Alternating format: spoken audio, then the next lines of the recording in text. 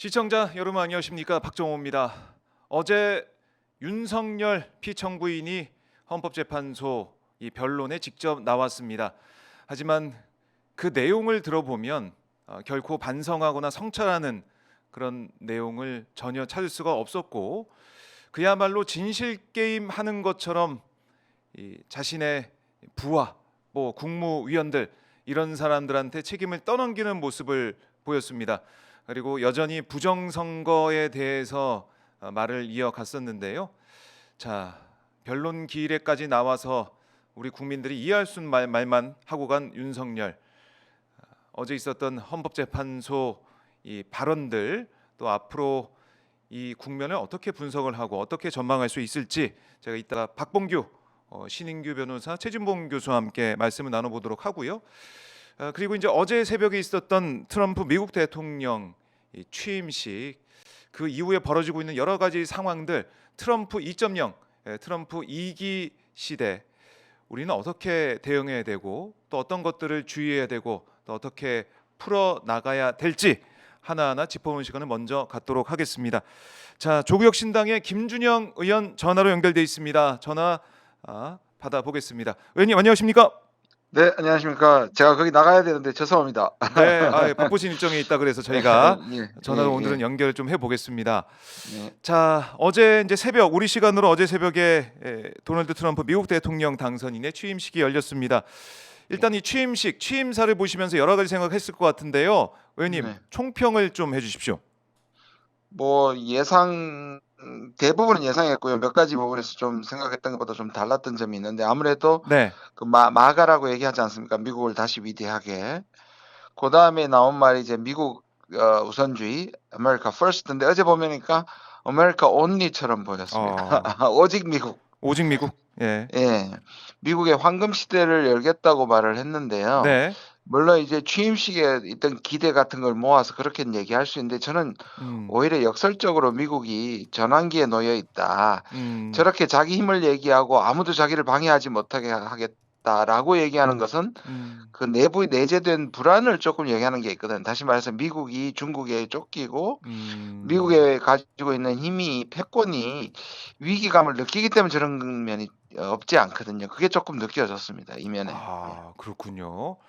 저희가 이제 미국의 이제 힘을, 그러니까 미국을 좀 위대하게 다시 하겠다라는 그 내용만 집중을 좀 했었는데, 의원님께서는 중국에 쫓기는 미국의 불안감이 오히려 어떻게 보면은 더 이제 강한 그 액션으로 보여지는 게 아니냐 이렇게 보시는군요. 왜냐하면 예. 미국이 강할 때는 굉장히 포용성이 있었거든요. 근데 지금 당장에 음, 반이민이고 네. 동맹국조차도 미국을 이용하는 나라이고 그다음에 미국이 필요하다면 힘을 써서라도 파나마나 그린랜드 같은 걸 가져오겠다는 거는 네. 포용이 더 이상 없지 않습니까? 우리가 소위 말하는 이 가진 음. 자들의 여유 같은 게 없기 때문에 이건 미국의 불안을 역설적으로 반영하는 거다 이렇게 해석될 수 있는 거죠. 네, 그래요. 그래서 트럼프 대통령이 이제 어제 이제 첫날부터 뭐 지금 보면은 바이든 전 대통령의 뭐 조치들 뭐 78개를 처리하는 행정명령을 했다, 뭐 이런 보도도 나오고, 파리 기후 변화 협약 이 협정에서 재탈퇴하는 행정명령, 뭐 이 정적에 대한 뭐 이 정부의 무기화 종료, 뭐 이런 여러 가지 것들에 대해서 서명을 하고, 정말 그야말로 뭐라 그럴까요? 막 진짜 분주하게 막 움직이고 있는 것 같은데요. 이건 뭐 예. 예상하셨습니까? 이는 어떻습니까? 이게 저 ABB라 그러지 않습니까? Anything but Biden. 그러니까 바이든 했던 것 빼고는 다 하겠다. 이게 이제 그 아, 저 직전에 있던 다른 당의 그것을 이제 다 부정하는 건데 예. 이게 표면화된 거는 뭐냐면 클린턴 때입니다. 그러니까 클린턴이 했던 거를 아들 부시가 ABC Anything but 음, 클린턴 해가지고 했던 건데요. 그전에도 물론 이제 정권이 바뀌면 바뀌지만 이 정도로 모든 걸 뒤집는 거는 사실 미국이 가지고 있는 일종의 양당 제도 네. 그리고 양극화된 우리도 굉장히 비슷하잖아요. 이게 그러니까 그런 것들이 반영돼서 네. 어제 이런 8개 행정명령을 다 취소시켰습니다. 그러니까 음, 바이든이 했던 걸 다 취소시켰죠. 그리고 지금 말씀하신 것처럼 국제 네. 조약도 파리 기후 협약 그냥 던져버렸고요. 그다음에 이제 세계 보건기구 다시 탈퇴했습니다. 예. 그렇군요. 자, 그러면은 이제 바이든이 했던 걸 다 이제 뒤집어 놓고 트럼프 이제 1기 시대 그때의 모습으로 가는 거 아니냐 뭐 이런 얘기도 있는데 네. 트럼프 2기 2.0 시대는 더 강력하다 이런 얘기를 많이 하지 않습니까? 예, 맞습니다. 이제 우리가 신기하게도 중간에 이제 끼었다가 다시 돌아온 게 미국에서는 두 번째입니다. 클리블랜드 대통령이 이제 떨어졌다가 다시 되는 음, 거였는데 네. 이제 그때는 우리가 좀 충격, 일탈, 음, 돌풍 정도인데 이제는 태풍, 대세 훨씬 어, 더 거칠고 또 어떤 면에서 더 노련해진 트럼프가 오기 때문에 네. 전 세계가 바짝 긴장할 수밖에 없다고 생각합니다. 긴장할 수밖에 없다.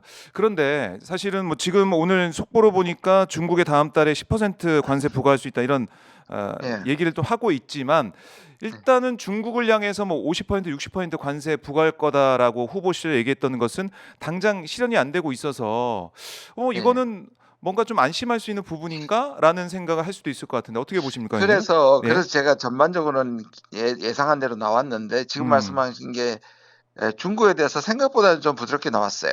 그러니까 그리고 음. 보편 관세도 첫날에 미국 중국뿐만 아니라 다 때리겠다고 했는데 네. 이걸 일단 조사부터 하고 하겠다고 했고 네. 그다음 멕시코하고 캐나다는 뭐 2월 1일부터 하겠다고 했는데 어. 중국에 대해서도 파나마 운하와 관련해서 취임사에서도 딱 한마디밖에 안 했고요. 그다음 지금도 10%란 말이 이미 1기 때 25%를 때렸다고 네. 보면 예. 어쩌면 중국에 대해서 약간 시작할 때 유화적이지 않은가 하는 느낌을 좀 갖게 음. 합니다. 왜냐하면 이게 중요하냐면 바이든하고 같은 점은 중국을 견제하는 건데 바이든의 방법론이 달랐어요. 바이든은 음. 전 세계 동맹국가 우방국을 모아서 세계를 진영화시켰잖아요. 그래서 북한, 네. 중국, 러시아, 이란까지. 근데 트럼프는 아까 말씀드린 것처럼 미국의 패권을 유지하기 위해서 중국만 때리겠다. 한 놈만 때리겠다. 이게 트럼프였거든요. 그렇죠. 그런데 오히려 주적이라고 야기할 수 있는 네. 그 중국만 때리겠다는데 오히려 중국한테는 오히려 약하게 보이는 음. 좀 유화적인 건데 이게 일시적인 건지 이분이 워낙에 이제 협상이나 이런 것들에 효과를 올리기 위해서 이렇게 좀 하는 경우가 있기 때문에 네. 그런데 생각했던 것보다는 지금 말씀하신 것처럼 중국에 대해서는 좀 부드럽게 시작하는 것 같습니다. 그래요. 이제 이게 이제 이어질 것인지 아니면 진짜 이제 음, 비즈니스맨이기 때문에 트럼프가 맞습니다. 이 협상 전략인지 좀 더 봐야 될 것 같고 그리고 이제 우리가 관심 가질 수밖에 없는 게 바로 이제 북한에 대한 트럼프의 태도인데 네. 북한에 대해서 핵 보유국을 인정했다 이런 보도가 나와서 저희가 또 깜짝 놀랐거든요. 이거 어떻게 해석해야 됩니까? 저는 예. 우려와 이거 너무 지나치게 또 해석할 필요는 없다고 생각하는 게 뭐냐 하면 굉장히 실용적인 사람이잖아요. 그러면 그렇죠. 누클리어 파워는 이런 얘기를 한 적이 있습니다. 핵을 어. 많이 가지고 있는 나라와 친하면 나쁠 게 없다. 예. 그게 반 농담조인데 이분이 이제 그런 아. 식으로 툭툭 던지는 거잖아요. 그러면 그렇죠. 우리가 보통 이 예를 들고 싶은데 우리가 무장 강도 이렇게 얘기하면 무장을 한 강도지만 그 무장이 합법적인 게 아니잖아요. 그렇죠. 그러니까 아니죠. 실제적으로 우리는 네. 다들 북한이 핵 보유국이라는 얘기를 하지 못하지만 사실제상으로는 핵을 가진 국가입니다. 그렇게 음. 보면 실용적인 트럼프 입장에서 핵 가졌는데 뭐 이 사람은 합법적이건 아니면 독재자도 자기만이 만날 수 있고 자기만 다룰 수 있다고 한다면 네. 북한이 핵을 가진 실제적 상황을 지적한 것일 수도 있고요. 그러니까 음. 그런 점에서는 지나치게 이걸 이제 합법적으로 인정했다. 이거는 과도한 해석이고 네. 그러나 북한이 핵을 가지고 있다는 것을 이제 그러니까 저거 사실적으로 본다면 이거는 예. 이거를 줄이는 핵 군축으로 갈 수도 있다. 그러니까 어. 비핵화라는 것은 지나친 이상적 목적이라면 음. 지금 트럼프를 2기를 구성하고 있는 또 다른 사람 헤그세스도 며칠 전에 네. 그 국방장관을 된 헤그세스도 청문회에서 북한의 이제 뉴클리어 스테이트 파워라고 얘기했습니다. 그렇게 보면 네. 이것이 북한과의 핵을 줄이는 협정을 북한이 원하는 군축 음. 협상으로 갈 수 있다는 신호탄이라는 측면에서 우리가 조금 볼 수는 있지만 네. 과도하게 미국은 북한을 합법적 핵 국가로 인정했다. 이 정도의 충격은 오히려 과도한 해석이라고 봅니다. 과도한 해석이다. 네. 자, 그렇지만은 우리가 이제 북한과의 사이가 지금 워낙에 안 좋아 예의주시해야 있는 됩니다. 예의주시는 해야 상황인데 합니다. 예. 근데 이제 북한 이게 김정은하고 뭐 잘 지내고 있다 이런 트럼프 얘기가 계속 이제 반복이 되고 있는 거 아니겠습니까? 네네. 그러면 한반도 이제 비핵화 아니면 뭐 핵 군축 말씀하셨지만은 북한과의 관계에 있어서 우리는 이제 그야말로 패싱이 되고 트럼프 김정은 이 뭐 직통이 연결될 수 있다. 지난번에도 한번 그런 우려를 말씀하셨는데 예, 그럴 예, 예. 가능성이 더 커져 있는 것 같아요. 일단은 지금은. 예, 일단은 우리가 이것도 양면이 있는 것 같습니다. 네, 왜냐하면 지금 한반도의 긴장이 계속 올라가고 있는데 바이든 정부는 아무것도 안 했단 말이에요. 그렇죠. 오히려 진영 논리로 더 긴장을 강화시키는 방식으로 한미를 묶었단 말이에요. 네, 그러면 트럼프는 일단 지난 2018년, 19년에 한반도에서 이 대화, 북미 대화를 했던 사람들을 다 음, 승진시켜서 지금 불렀습니다. 그때 반대했다고. 그러니까 트럼프가 그때 실패했던 이유는 폼페오나 또는 네, 볼튼 볼튼, 같은 예, 사람들이 작을 막 망쳤는데 그렇죠. 그때 북한과의 실무를 했던 사람들 지금 다 불렀습니다. 그게 네, 누구냐 하면 알렉스 왕이라는 사람이 당시에 어, 국무부 직원인데 지금은 안보부장관, 그러니까 안보실에 우리나라 같으면 김태호 같은 사람이 되는 거죠. 수석 차장이 됐고, 네, 그 다음에 케빈 킴이라고 그 당시에 했던 분이 지금 실무를 했던 분이 국무부의 동아태 차관 부차관보로 왔고요. 음, 그다음 리차드 그러넬이라고 독일에서 했던 이분도 협상파거든요. 네, 이 세 사람을 다 불러왔기 때문에 북한하고 협상을 확실히 할 것 같습니다. 이거는 좋은 면이고요.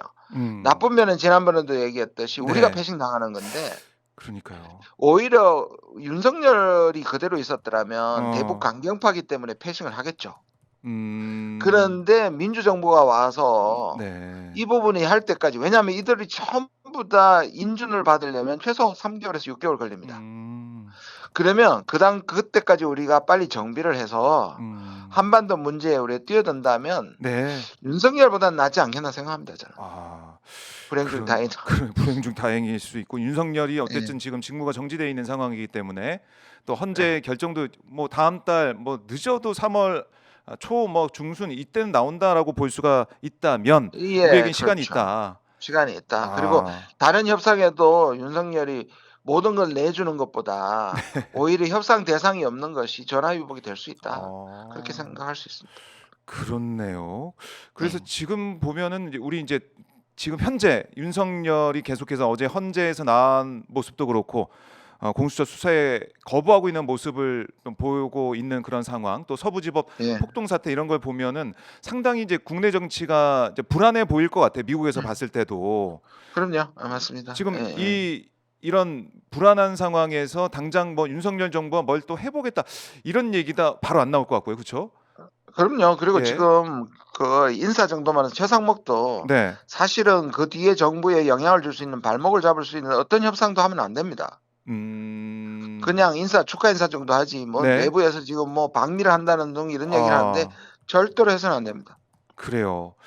그러니까 최상목 대행이 지금까지 해온 모습을 보면은 마치 진짜 그럼요. 예, 대통령 맞습니다. 자기가 대통령인 것처럼 이렇게 행사하고 네. 있는데 이 한미 관계도 최상목 뭐 자기가 끼어들어서 망치고 이러면 안 된다. 이걸 좀 우려하시는 거군요. 그럼요. 그게 후에 어, 정부의 발목을 잡을 수 있죠. 어떤 부분에서 우리를 미리 내준다든지. 음, 우리가 지금 트럼프하고 사실은 버티면서 우리 이걸 챙겨야 되는 아주 치열한 협상이 앞에 있을 텐데 네, 그게 나쁜 영향을 줄 상황을 만들면 안 되겠죠.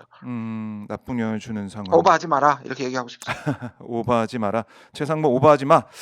음. 이건데 자 이제 트럼프 시대 우리가 이제 우려하고 있는 거 아까 이제 안보적인 것도 말씀해 주셨지만 경제적인 거 이거 좀 들여다 본다면 네. 이 관세도 그렇지만은 뭐 IRA 이런 거 예. 전기차 이제 배터리 문제도 그렇고 우리는 공장을 이제 많이 지어놓고 있는데도 불구하고 좀 불안하거든요 계속해서 예, 예. 이것도 이제 풀어 사실 나가려면은 어떻게 해야 예. 될까요?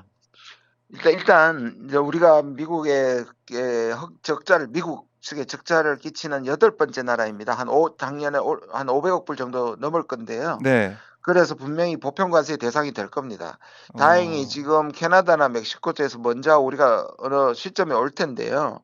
이거는 분명히 협상의 대상이 아니고 미국이 일방적으로 전 세계를 향해서 뿌리는 거기 때문에 네, 자기 시장에 대한 보호책으로 관세를 하는 거거든요.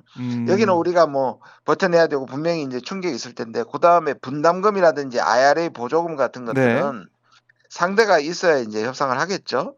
이제 음, 보조금 문제는 일단 미국의 빨간 주들, 인디애나, 텍사스 공화당 주에서 우리가 투자를 많이 했기 때문에 사실 거기에서 보조금을 당장 전면 폐지하기는 좀 힘들 겁니다. 그것도 음, 시간이 좀 있고요. 그다음 네, 분담금 협상도 이미 우리가 해 놨고 다음 정부까지 이 협상의 주체가 있어야 되는데 이런 부분에서 오히려 아까 말씀드린 뒤로 미룰 수 있기 때문에 네. 그런 부분에 우리가 좀 치밀한 전략을 짜야 할 필요가 있다고 생각합니다. 예. 네. 치밀한 전략이 필요하고 계속 근데 주시해야 된다. 네.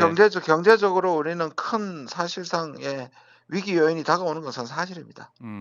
위기 부정할 요인은 수 없습니다. 예. 그래요. 그러니까 위기를 이제 헤쳐나갈 수 있는 그런 리더십이 이제 필요하고 그걸 또 이제 국민들이 많이 바라고 있는데 그 시점까지는 어쨌든 시간이 걸리는 상황이기 때문에 좀 답답한 상황이고요.